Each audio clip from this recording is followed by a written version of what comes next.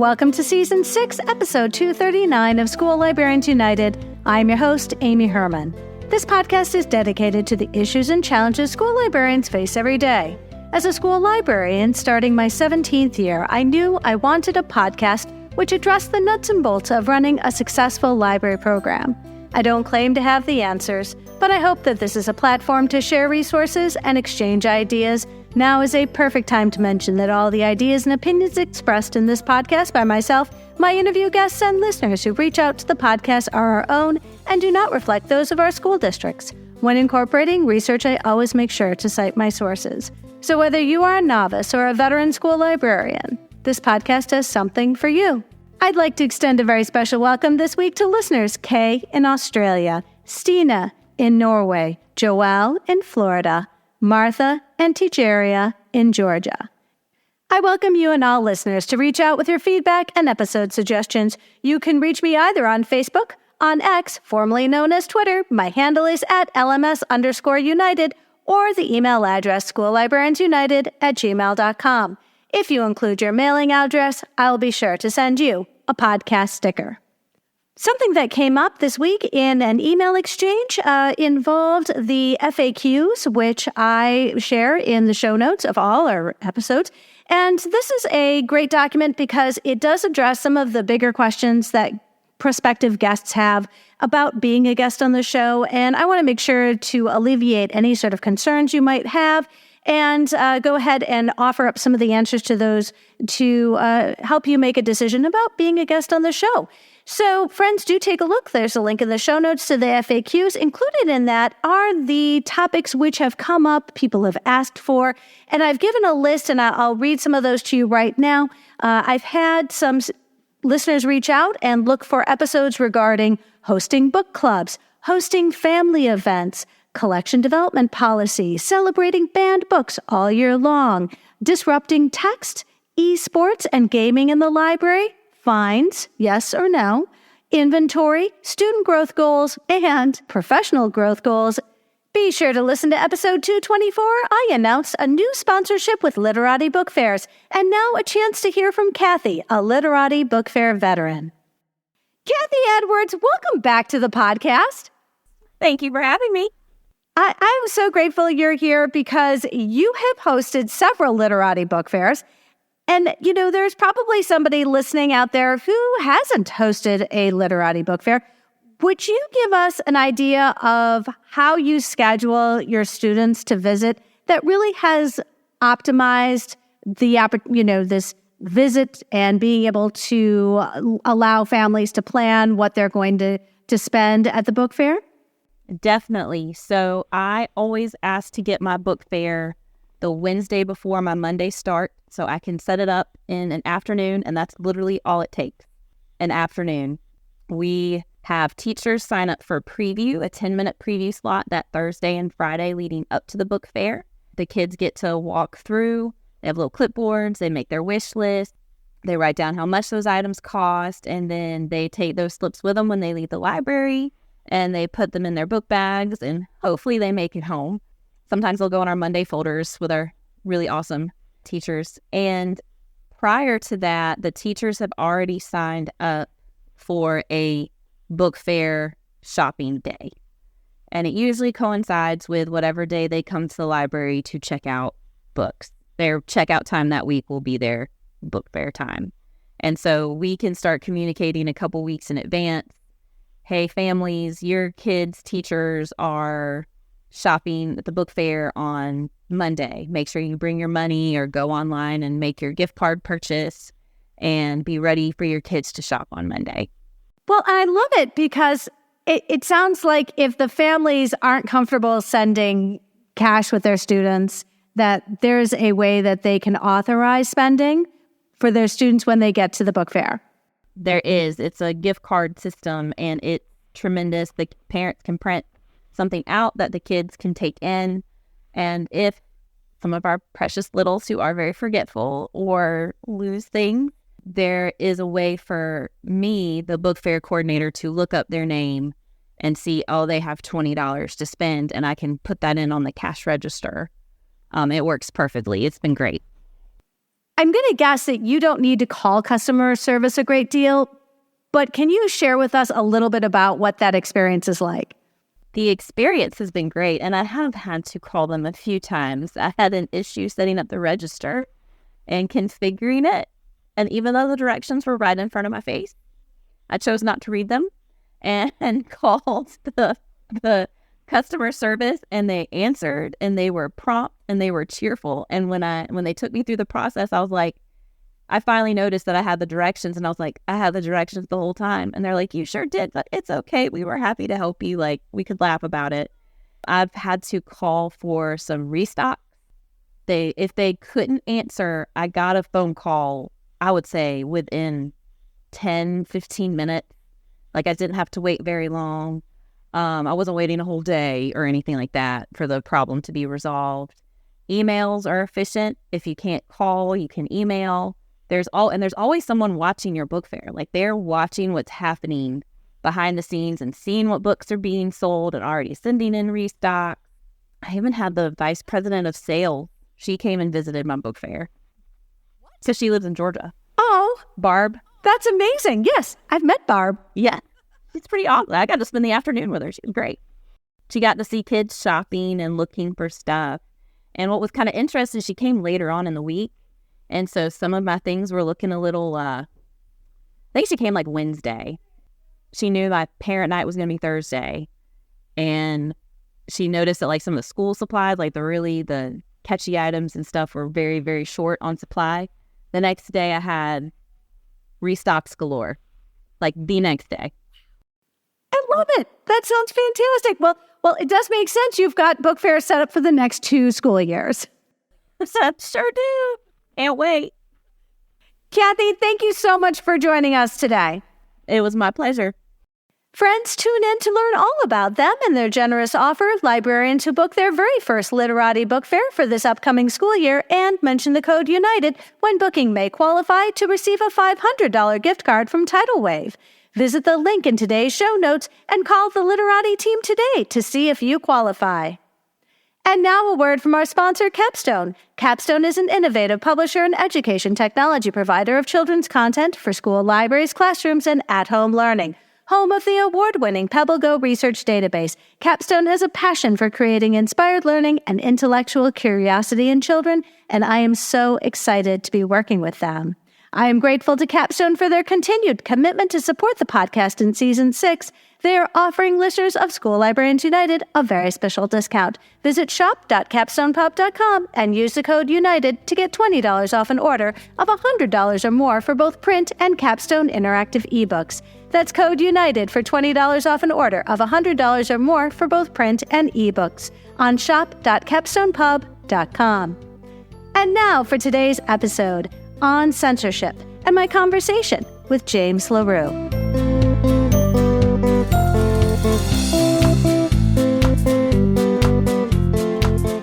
James LaRue, welcome to the podcast. Thank you so much, Amy. Pleasure to be here. Friends, we are in for a treat today. You know, James, we usually start off our conversations learning about the library you work in and where in the world you work.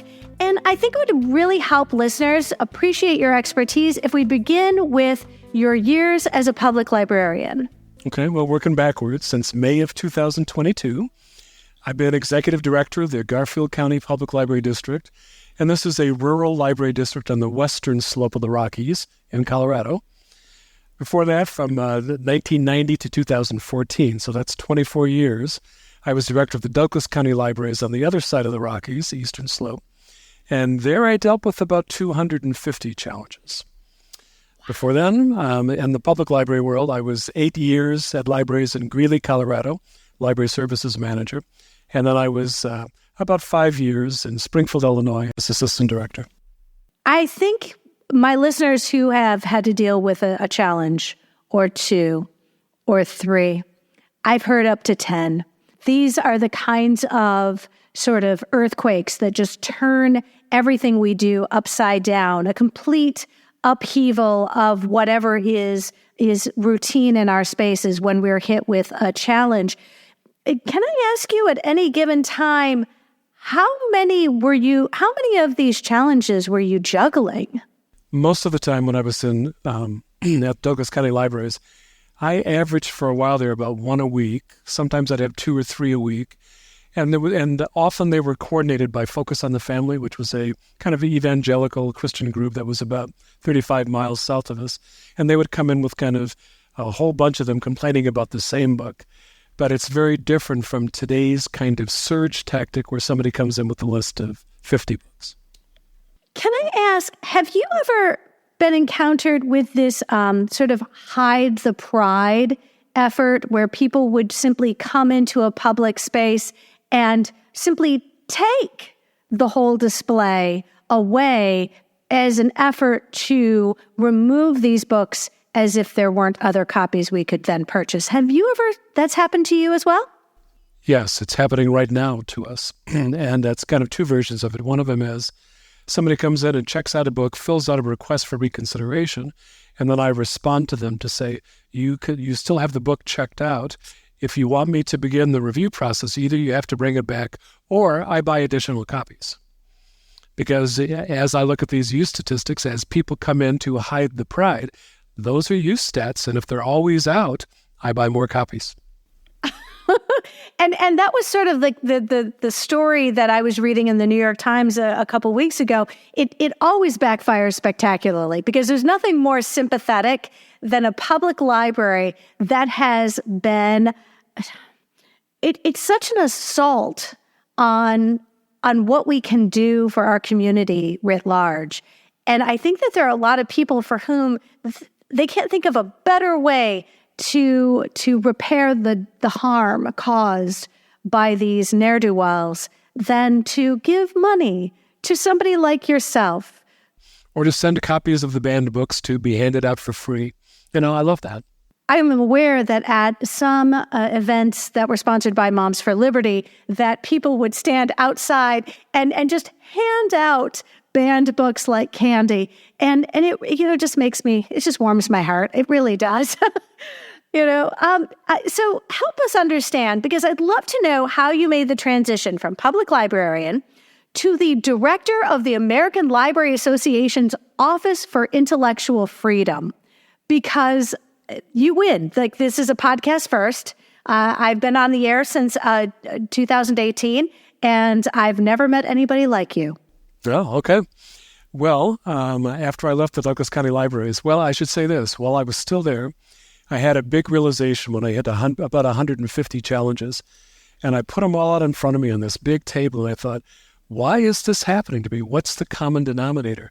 Because there was a shift. It started off where it was very much coming from Focus on the Family, and it was sort of a religious right attack on the library.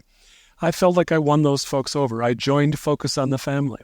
I went to their training programs for how to take over school districts and library districts. So when people came in to complain, I would say, oh yeah, I was at that workshop.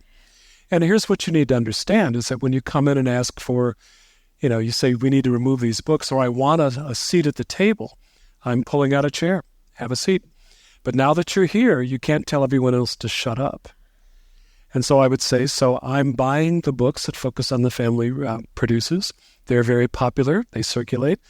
But you're not the only people that I have to serve. And so I felt like I kind of made my peace with them, and there would be a new group that would come in, but they would sort of say, well, you're buying our stuff. That seems fair. Well, then, when I put all these this big range of books out, all of a sudden it jumped out at me that 99% of my challenges fell into one of two categories.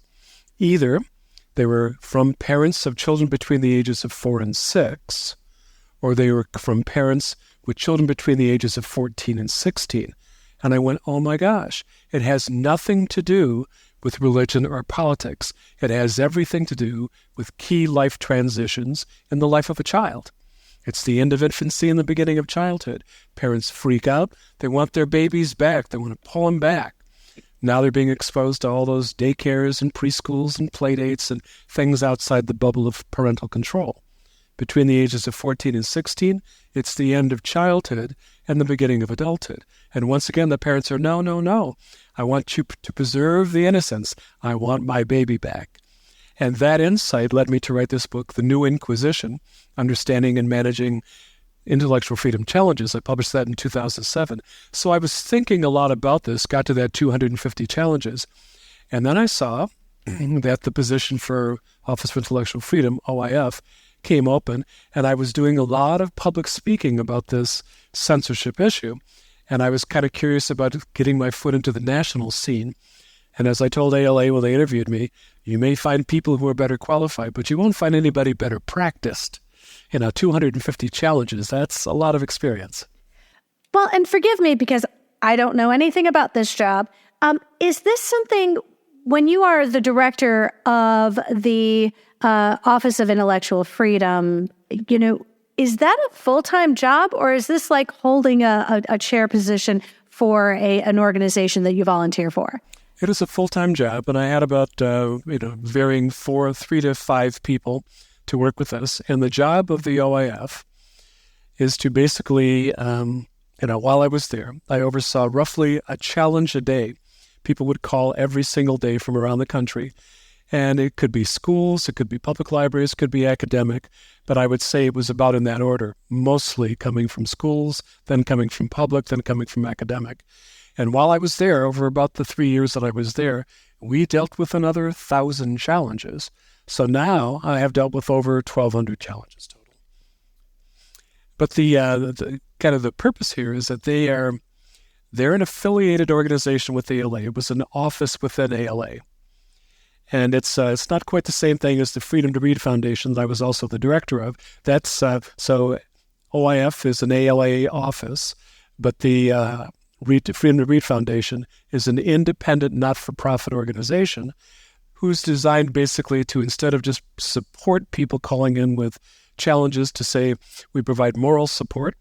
Often it's just holding the phone as people weep into it and listening to them sympathetically, or providing reviews, or providing talking points, or providing use statistics, or helping them, here's how you deal with the media or with large public protests, that kind of thing.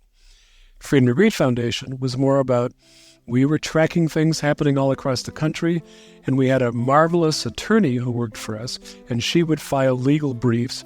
Could be amicus curiae, the friends of the court, or it could be writing the main case that sometimes went all the way up to the Supreme Court. So one is supporting librarians. The other one was a larger, bigger than librarianship, supporting legal and education efforts.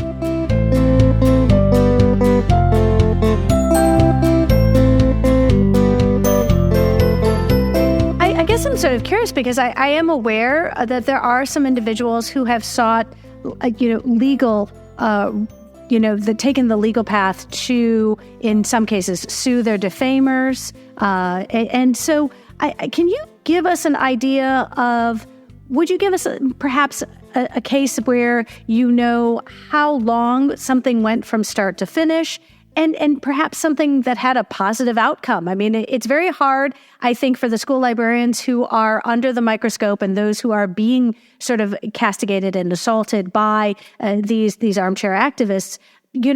Can you share with us an experience that was successful and was done through either of these routes that were taken?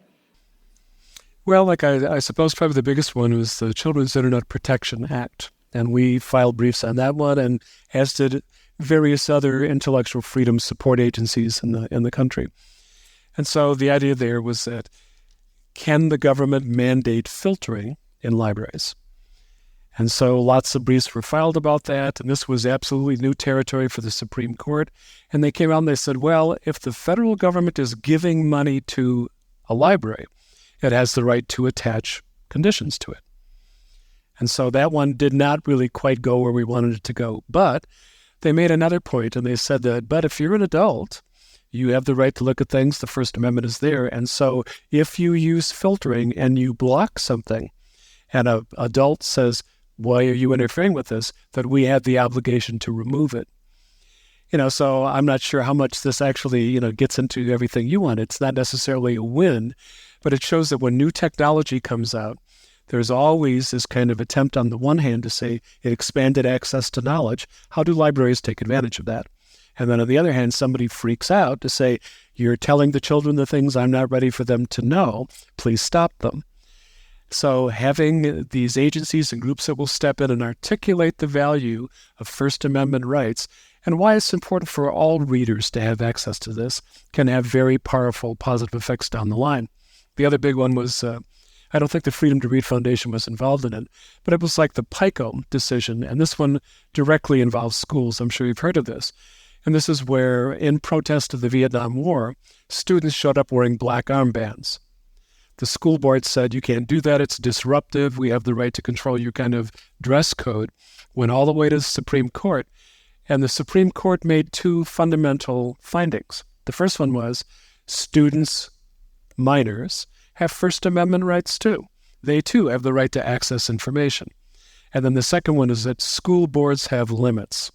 They can't just willy-nilly step in and start controlling all of the content. And so that's the sort of thing where we need to have within the library world some way to elevate, like ACLU and the rest of society, library concerns and to articulate the importance of First Amendment rights. You know, going back to when you were overseeing so many of these challenges, was it your experience that the person issuing the complaint had actually read the book or was simply working off of a list? I think that for so many of us in the schools, we are finding that the first time we're hearing about an issue is not through our reconsideration policy, but rather at a Board of Education meeting in a very public and in a very hateful, targeted way, which, you can't help but feel attacked. Well, that tactic, which that's what I called the surge in the book, really was kicked off in 2021. There was a Texas representative, Matt Krause, and he sent this, and I think he just did it because he was running for district attorney, wanted to generate as much free publicity as possible. So he pulled up this list of 850 titles of unknown provenance. Nobody really knows who put this together. And of the 850, most of them were positive or neutral portrayals of LGBTQ or people of color, but it also included this weird mix of things about teen rights, about abstinence-based education. It was kind of an ideological grab bag. And so his letter to the Texas Department of Education was, how many school libraries have purchased this and how much money did they spend? Well, this is obviously an intimidation tactic. Well, after that, in Florida, as we began to see legislators stepping in to pass laws to do what they could not do through intimidation of local agencies, Florida started passing these laws. So it starts off where there's legislation is being passed, and then the Moms for Liberty, the founder of that, had very strong ties with the GOP in Florida, so very strongly connected to party. And then I really believe that to gin up outrage and anger and political support, they started showing up using precisely this tactic. You get the conservative blog where here's the books that are outrageous, they're obscene, here's all the talking points, here's the book that you should challenge, here's the naughtiest bit we can find. And then these people would show up. So now it's 15 to 20 people who show up with a list of 40 books, and each one wants some time to read the nastiest passage they can find, which they read with great relish. And then they demand immediate political action. They threaten the library director or teacher or librarian. And then they say that the principal should be fired, that the school board or the library board should resign, and the institution should be defunded. So that kind of high-stakes, vituperative, angry, outraged, relishing in all the sexual talk, at the same time they're calling for people to restrict access to it, is very much a Moms for Liberty GOP tactic. And I'm not trying to be partisan about this, but I'm not aware of any Democratic legislators that are passing laws like this, or Democratic candidates who are saying that we have to protect our children from books they're not even interested in. You know, James, I'm really curious because you're back in the libraries. Yes. You are working and you are a director, am I correct? Correct. What do you say to the people who you staff who are in the front lines, the ones who are, because presumably you are not going to be the first person who is met with, Joe Public who wants to make sure that the pornography is taken off the shelf. It's going to be one of your staff members. What have you said to the people who are going to be the first responders to these complaints? What do you say to them that allows them to be in the right frame of mind, the right presence, to be responsive and yet to not engage, but then to inform these patrons of the procedure by which one would go through to challenge something that's on the shelves, in this case of a public library. Well, here's what I tell them, and this is the way I try to train them. Because, to step back for a moment, you were saying that when people show up and they do these big protests, they make the most personal complaints. You are a groomer. You are a pedophile. Things that are clearly false, and designed to be inflammatory. So what I tell people is that I will never put you in a spot where your job is to defend the book. That's not what I need you to do. Your job is to understand the nature of the complaint. So when somebody comes up and they complain to you, I say these are the steps to follow. First, you apologize. You're not apologizing for the book. You say, oh, I'm so sorry you had an unpleasant experience at the library, right? Nobody starts off with the day saying, I'm going to go in so I can get mad at somebody. And then the second thing is you say, well, can you tell me a bit more about why this bothers you? And then, and this is really important, open body posture, eye contact, nod, listen very carefully, attentive listening. And what I tell them is that often if somebody comes in angry, as they're trying to articulate that, they just want someone to hear them. And if you are listening and you take that very deep breath to say, I'm not reacting, my job is to understand, my job is to listen. And when they finish saying it, step 3, say it back to them. So you're saying that the reason you are concerned about this is you believe the topic of homosexuality is inappropriate in the children's room, no matter what the format is. And you say it in your own words till they nod. You got it. You understand me.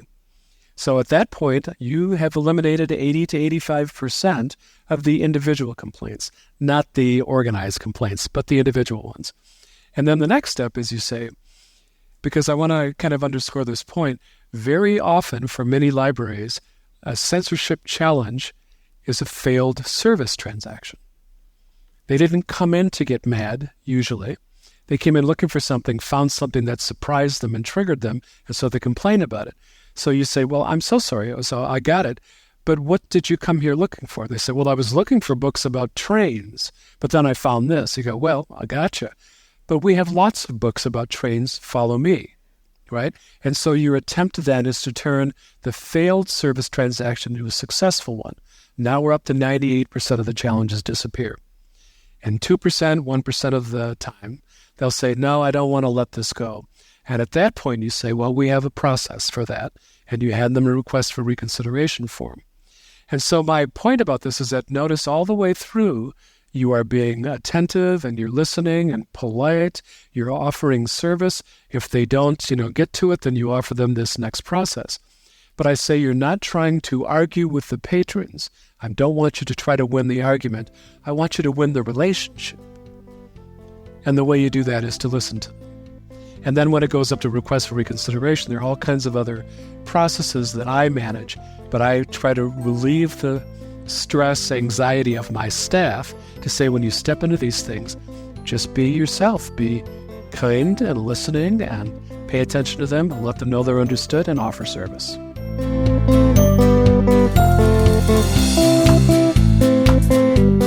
I'm just so glad you're here today. I'm going to tell you right now. So, friends, we're so lucky to be able to talk to James. Your book, On Censorship, A Public Librarian Examines Cancel Culture in the U.S., will be available for purchase starting on September 19th.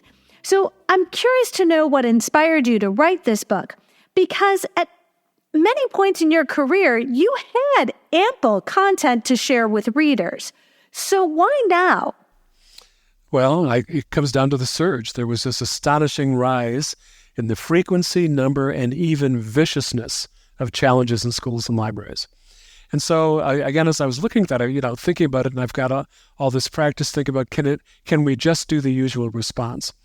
At about the same time, I reread this wonderful book, The True Believer, by Eric Hoffer, first published way back in 1951.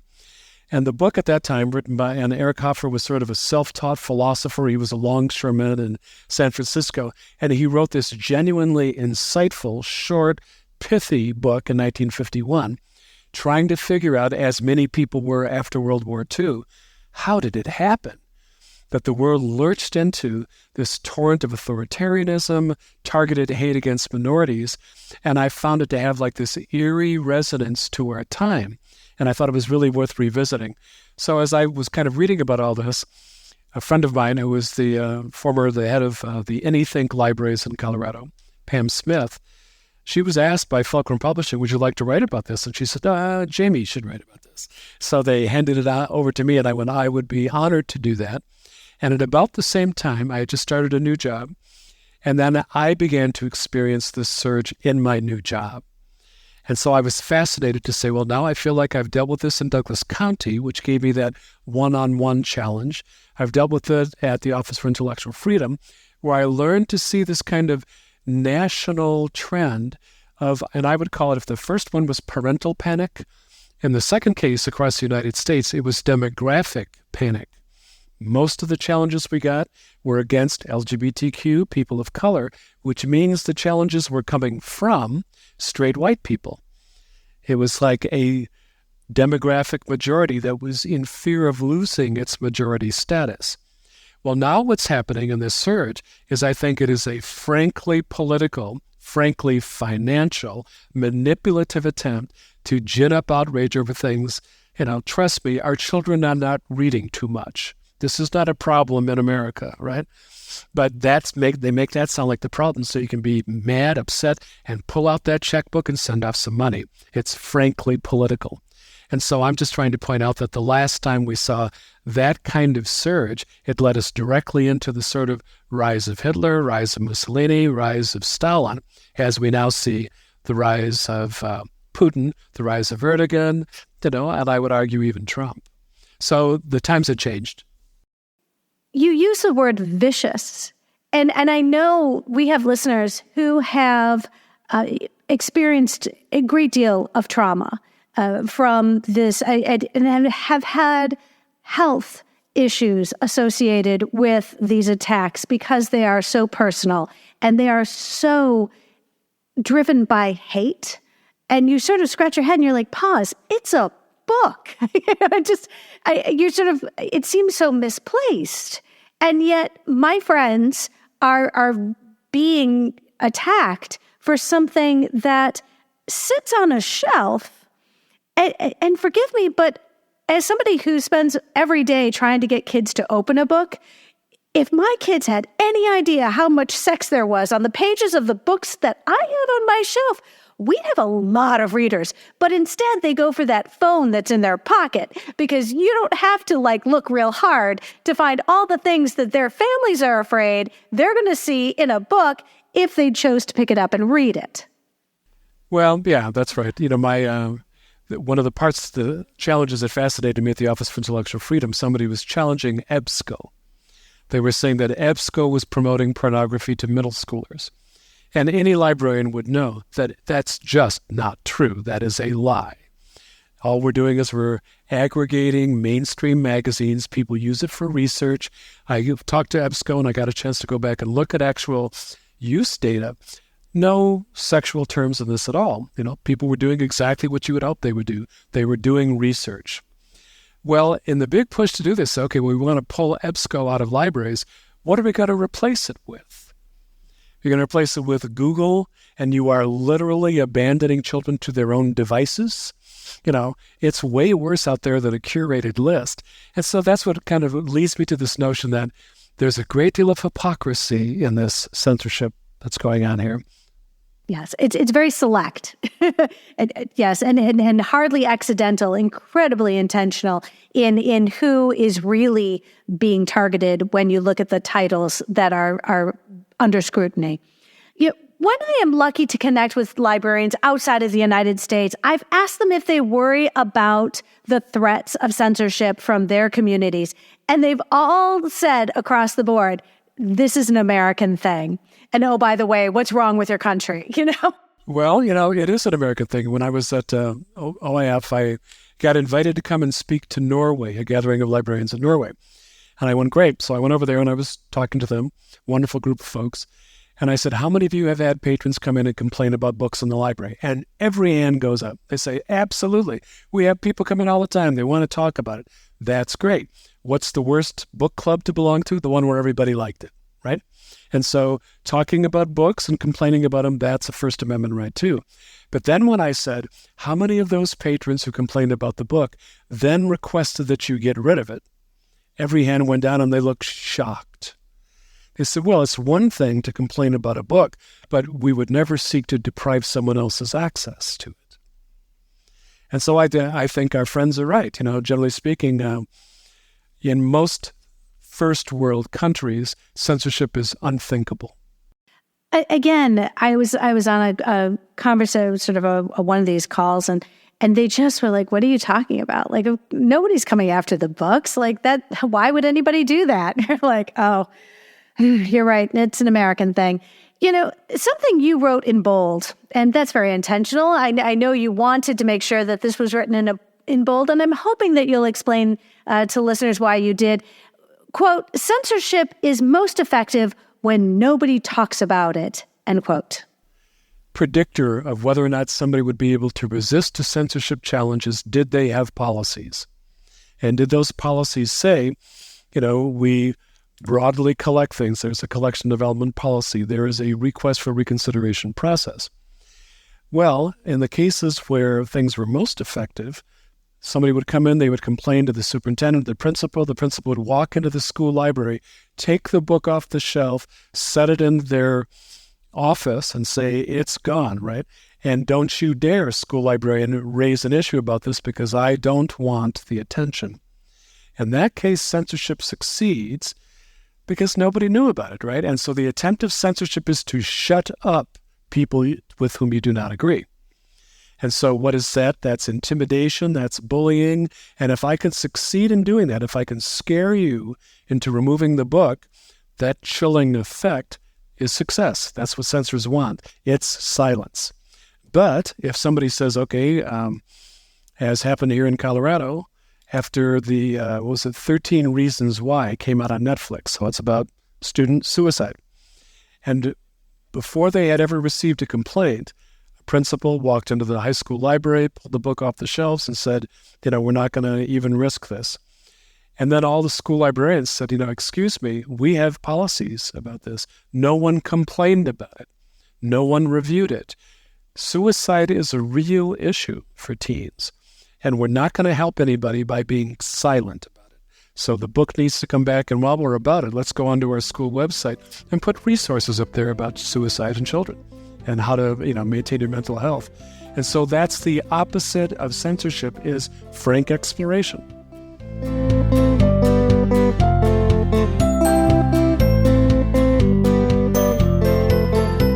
I think the first week I was a high school librarian, so this would have been 2 years ago.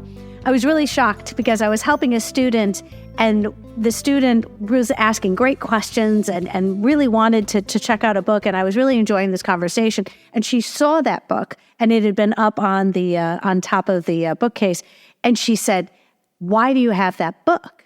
Do you know what that book's about?"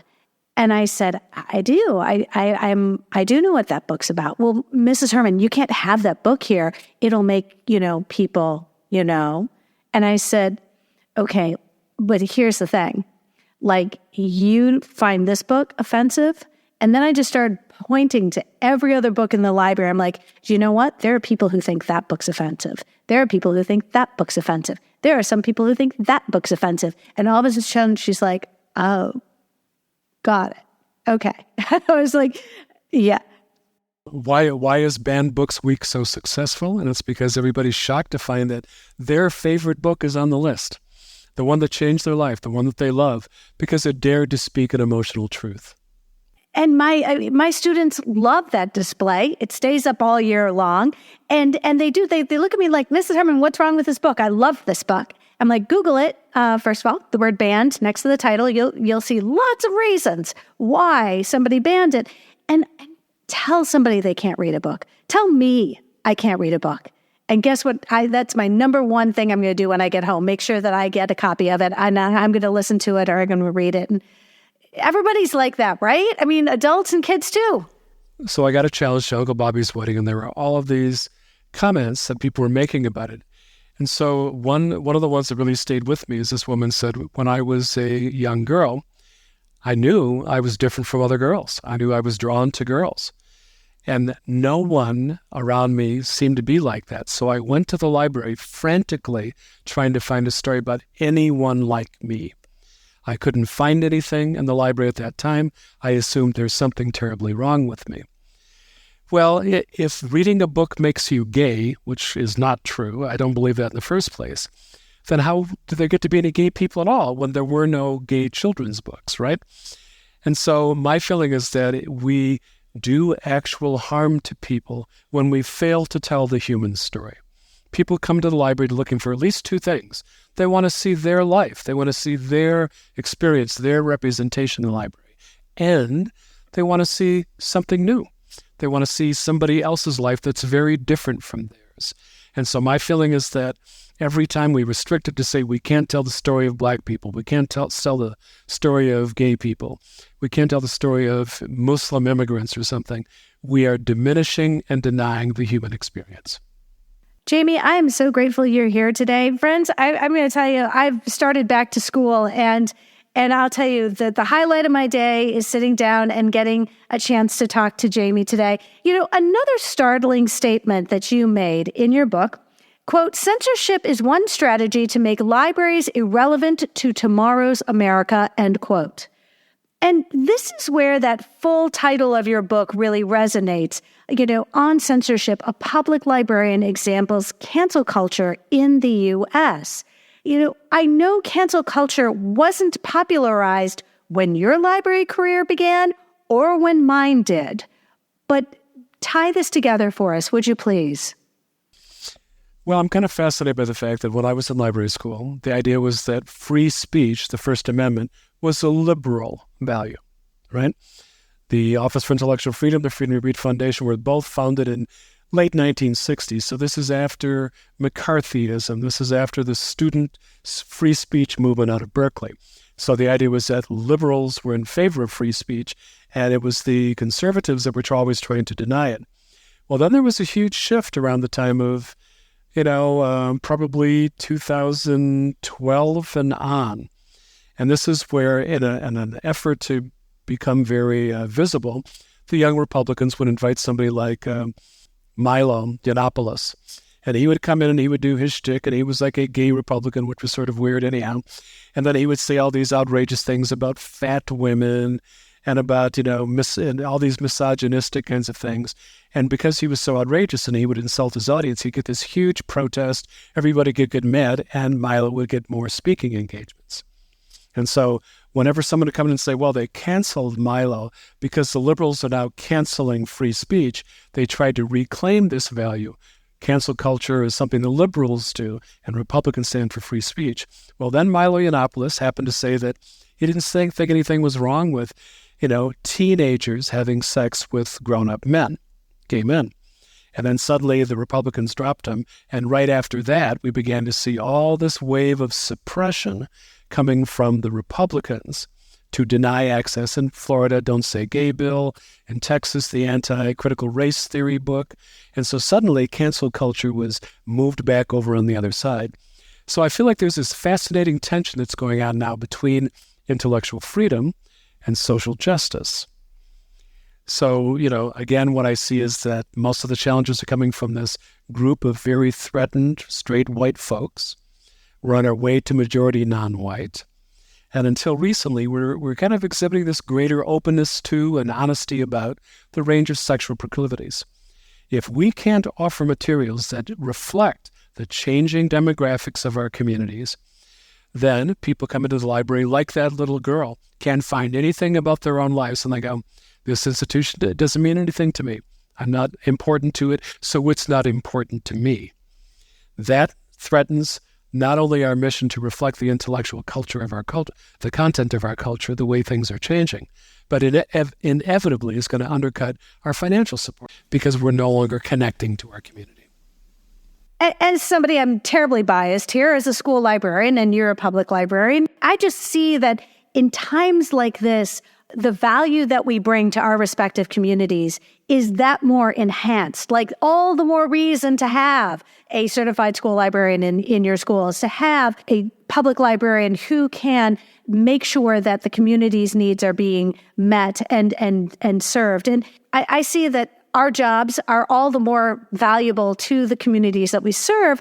And yet, one of the tactics that is being used by these very targeted community organizations is to convince boards of education to defund the public libraries. And in this case, it's happened to the public libraries that I'm aware of. These are smaller, more rural community libraries, which do not have a large, robust budget or outside funds. And I just see that this is one of those things that the tactic that's being used, especially in the public arena, is to simply remove the budget entirely, and the library itself will cease to exist. This happened in Michigan as well as some other communities I'm aware of. The part that I ran across this phrase the other day on Reddit and it really stayed with me. And the idea is this: when somebody makes an accusation, it's usually a confession. And so when somebody comes up and they say, you are pushing your propaganda, they mean you're not pushing mine. And so the idea about, again, censorship succeeds when there is silence. Librarians keep standing up for free speech, keep saying, well, there's a lot of information here. We'll offer it for you to examine the evidence and make up your own mind. If you're pushing a propaganda that says, no, we have to silence that, and you won't buckle under, then we'll just defund the whole organization.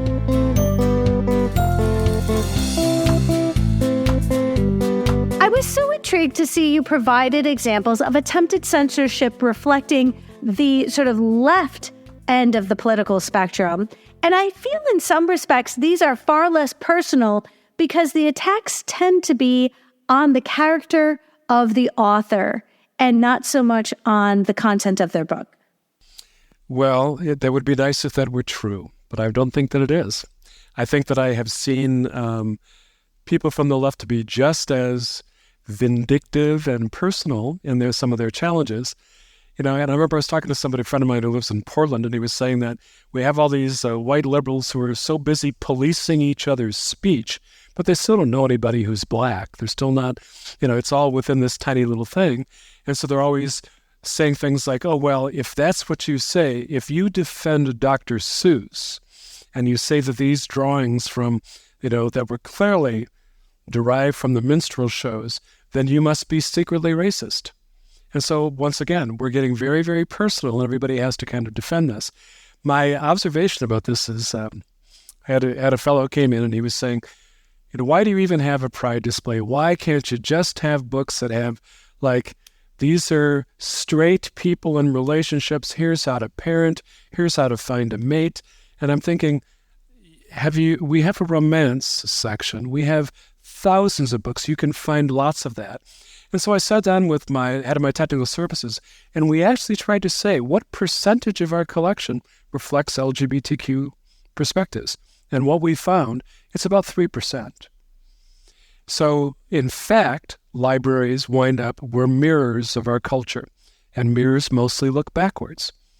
Over the past, 50 years, the history of libraries is 150 years, it has been mostly white people, it has been mostly white publishing companies, and we still have many marginalized voices. So when somebody stands up and they say, well, we want you to do this stuff, 97% of what we're doing is exactly what they say they want. It's just not exclusive.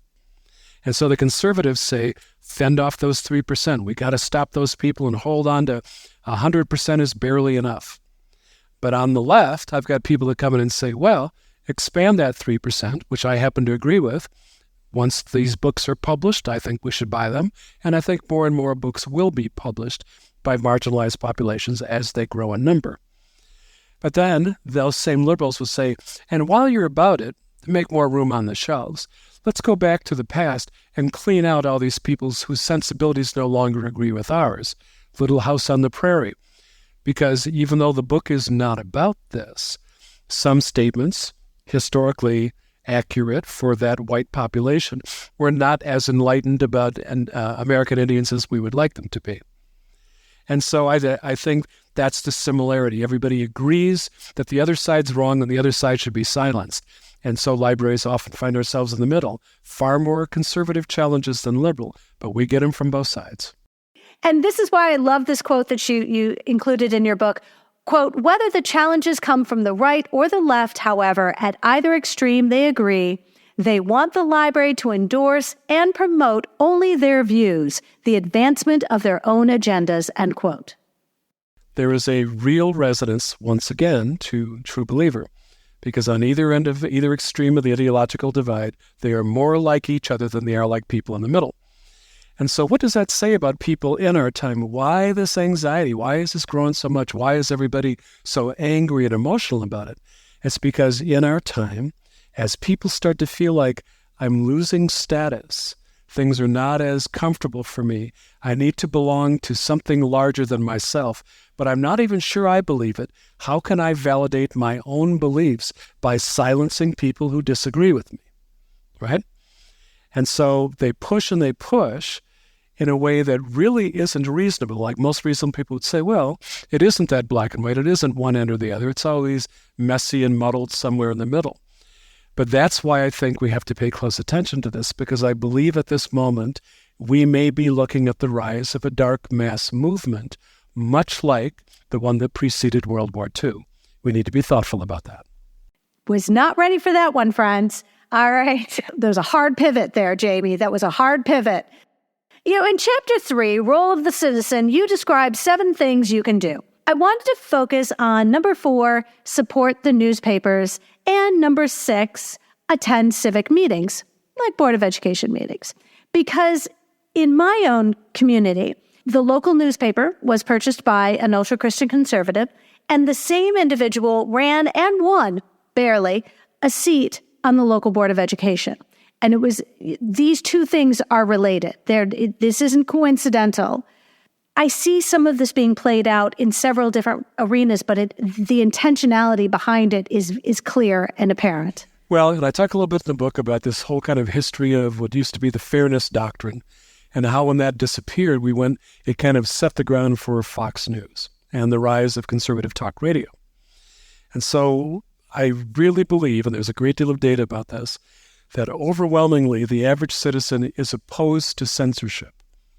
And so even though the ones that are doing most of the challenges represent demographic majorities, in fact, they are personally in the minority in virtually every community out there.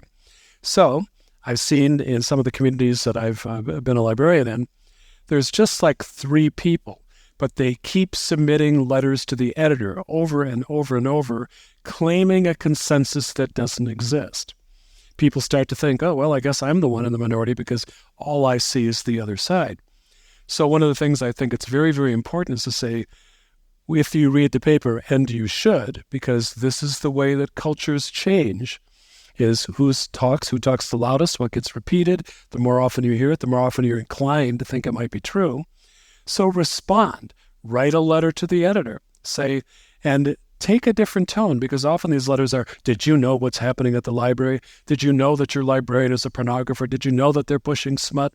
It's all outrageous and inflammatory. If you respond to say, here's my story. When I was a kid, I brought home a book that really disturbed me, and my parents and I talked about it. It brought us closer together, and it got me ready for life. Take the other side, be reasonable, remind your community that there are other fair-minded people out there, and they are not alone. So don't adopt that tone of disgust and anger. Contradict the wild claims, demonstrate courtesy. It makes you more sympathetic and reminds those community members they're not alone. And so then the second piece of this is that anybody who's ever been on a public board notes that you usually only get people from the public when they're mad, right? They show up because they want to yell at you, they want to complain. And often I'm finding it's like they're not mad at the library, they're mad at the Democratic Party, or they're mad at whatever they saw on Fox News that made them think something terrible was happening. They can't yell at the government, so they come and they yell at the library because we're local, right? And so what I'm finding is that it is so rare and refreshing I have somebody who comes in and says, hi, I'm just here. I'm watching to see who are the players, who are the leaders in my community. What are the issues that they're grappling with? And you stand up and you say, I'm so appreciative that many of the people serving on these public bodies are doing it for free. They're giving up their evenings and their weekends and studying all these reports and trying to think. You thank them for the work that they're doing. I want to give a little caveat here. Beware. After you take the trouble to get to know what's up and who's the movers and shakers are, you just might find yourself being recruited to a position of leadership.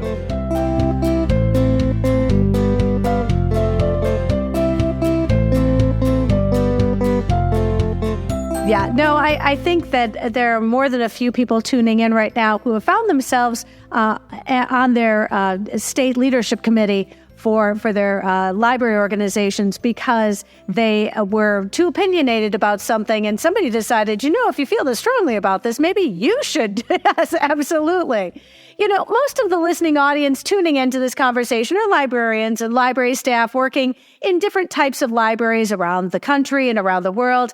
Given your vast experience in overseeing challenges over the years, what advice would you give to listeners when it comes to these very sort of intentional and very hateful attacks on our collection and on us? That's right. They're not just attacks on the collections. I believe they're about the deep value of the public sector generally and public institutions in particular. And so if you take a look at, I read this wonderful book called Don't Think of an Elephant by George Lakoff. And he said that back about the time that LBJ defeated Goldwater, a group of conservatives featuring Bill Buckley and some others got together and they said, you know what? We need to change the frame. We need to stop losing presidential elections. And we're just going to put together this frame called tax burden. Two words that had never been next to each other before. If you go back in history, how did we get the criminal Al Capone? Couldn't catch him on racketeering, but we got him on tax evasion. So if you say to somebody, you're a crook, I pay my taxes, right? Well, now it's tax burden. And George Lakoff says that if you put something in a frame like that and keep repeating it and keep repeating it and keep repeating it, that's the first phrase that comes to mind.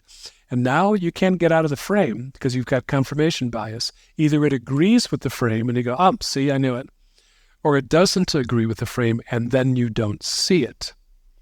Well, now if you take a look at what's in the tax code, you fill out your tax form, there is in the tax guide itself how to calculate your tax burden, right? That means they framed it correctly, they're winning. And so we are looking at a 50-year plus campaign against taxation as the fundamental mechanism for funding public institutions. It's being reframed as theft, right?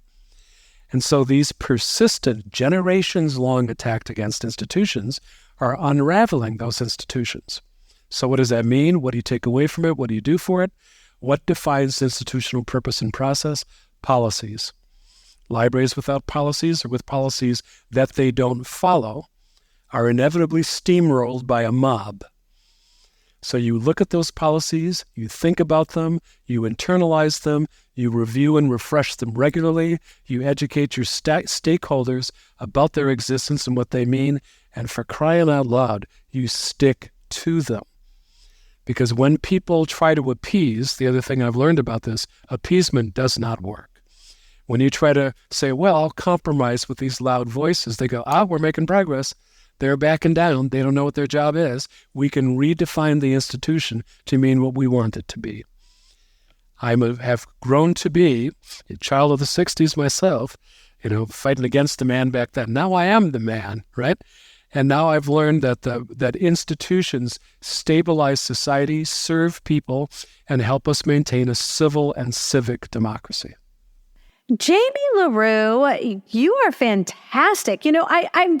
I'm so grateful because, friends, I have a copy of this book, and I told Jamie, one of the most fun things about getting a book is that I get to completely, attack it with my Post-it notes and all of the things I wanted to ask you. And I'm so grateful because I know that this is a conversation that so many of my listeners are nodding their heads and going, yes, this I connect with this so so easily. Let us know, I know a lot of school librarians and librarians in general, we do value social media because it allows us to build those personal networks. Is there a way that we can learn more about the work you're doing? I understand not everybody's a fan of X, formerly known as Twitter. Right. Well, a couple of things. First one is buy this book, because what I love about this and what I love about Fulcrum, I'm so grateful for them. I've been talking about all these issues for, all of my career, but I've mostly been talking to librarians. This book isn't written for librarians. It's written for the general public. And unlike things that I've written for libraries in the past, my previous book, it sold for almost $40, which is what happens for professional books, right? This is a mass market paperback that sells for $16.99. So I like it, and it's a quick read. It's more of an essay than it is a long book. So it was designed to sort of be read in a single sitting. As for social media, I've really changed about this. I got out of Facebook after a series of privacy breaches about 3 or 4 years ago. And I really looked into it, and I had gone in and tweaked my settings like twice a year, and they would keep being reset. Personal information was being mined from my accounts and being distributed in ways I didn't like, so I got off it. I'm not on Facebook anymore. I still have a membership, but I never post anything on it. And then I got off Twitter when Musk bought it. Now X, and I find it's a rapidly deteriorating and less and less useful thing. So right now I write on my blog, and if you want to just find a kind of link to that short version, is go to jlarue.com. That's JLARUE.com, and I've got a link to my more frequent updates on my blog. Fantastic. I hope that you enjoy September. I know that you're really excited to see your book get into the hands of readers. I wish you the best of luck, and I'm so grateful that Colorado, they still have their librarian there and running the show. But I'm so glad that you and I had an opportunity to cross paths. Thank you so much. Amy, the pleasure was mine, and thank you for your interest. The more we talk about it, the less likely censorship is. I absolutely agree. Thank you, and have a great evening.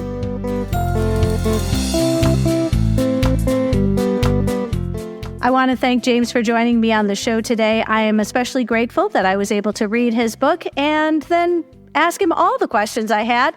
And I'll tell you what, it's one of those opportunities that when I get to read a book that I think might interest some of you, it's always a conversation worth sharing.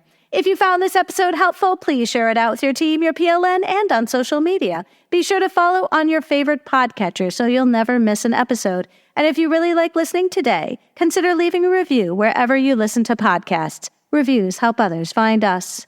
One last friendly reminder, friends, use the code UNITED to take advantage of Capstone's generous $20 discount off an order of $100 or more, and librarians who book their very first Literati Book Fair for this upcoming school year and mention the code UNITED when booking may qualify to receive a $500 gift card to Titlewave. Visit the link in today's show notes and call the Literati team to see if you qualify.